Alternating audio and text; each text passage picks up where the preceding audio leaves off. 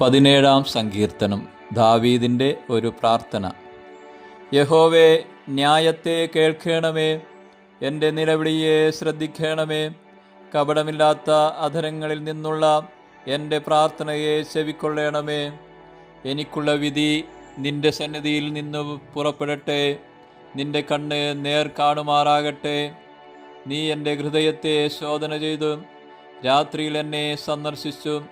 നീ എന്നെ പരീക്ഷിച്ചു, ദുരുദ്ദേശ്യമൊന്നും കണ്ടെത്തുന്നില്ല. എൻ്റെ വായ് ലംഘനം ചെയ്യുകയില്ല എന്ന് ഞാൻ ഉറച്ചിരിക്കുന്നു. മനുഷ്യരുടെ പ്രവൃത്തികളെ കണ്ടിട്ട് ഞാൻ നിൻ്റെ അധരങ്ങളുടെ വചനത്താൽ നിഷ്ഠൂരൻ്റെ പാതകളെ സൂക്ഷിച്ചൊഴിഞ്ഞിരിക്കുന്നു. എൻ്റെ നടപ്പ് നിൻ്റെ ചുവടുകളിൽ തന്നെ ആയിരുന്നു, എൻ്റെ കാൽ വഴുതിയതുമില്ല. ദൈവമേ, ഞാൻ നിന്നോട് അപേക്ഷിച്ചിരിക്കുന്നു, നീ എനിക്കുത്തരം അരുളുമല്ലോ. നിന്റെ ചെവി എങ്കിലേക്ക് ചായ്ച്ച് എൻ്റെ അപേക്ഷ കേൾക്കണമേ.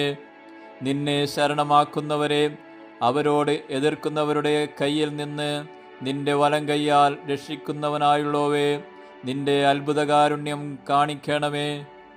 കണ്ണിൻ്റെ കൃഷ്ണമണി പോലെ എന്നെ കാക്കണമേ. എന്നെ കൊള്ളയിടുന്ന ദുഷ്ടന്മാരും എന്നെ ചുറ്റിവളയുന്ന പ്രാണശത്രുക്കളും എന്നെ പിടിക്കാതെ വണ്ണം നിന്റെ ചിറകിൻ്റെ നിഴലിൽ എന്നെ മറച്ചുകൊള്ളണമേ. അവർ തങ്ങളുടെ ഹൃദയത്തെ അടച്ചിരിക്കുന്നു, വായ് കൊണ്ട് വമ്പ് പറയുന്നു. അവർ ഇപ്പോൾ ഞങ്ങളുടെ കാലടി തുടർന്ന് ഞങ്ങളെ വളഞ്ഞിരിക്കുന്നു. ഞങ്ങളെ നിലത്ത് തള്ളിയിടുവാൻ ദൃഷ്ടി വയ്ക്കുന്നു. കടിച്ചു കീറുവാൻ കൊതിക്കുന്ന സിംഹം പോലെയും മറവിടങ്ങളിൽ പതിയിരിക്കുന്ന ബാലസിംഹം പോലെയും തന്നെ. യഹോവേ, എഴുന്നേറ്റ് അവനോടെതിർത്ത് അവനെ തള്ളിയിടണമേ. യഹോവേ, എൻ്റെ പ്രാണനെ നിന്റെ വാൾ കൊണ്ട് ദുഷ്ടൻ്റെ കയ്യിൽ നിന്നും തൃക്കൈ കൊണ്ട് ലൗകിക പുരുഷന്മാരുടെ വശത്തു നിന്നും വിടുവിക്കണമേ.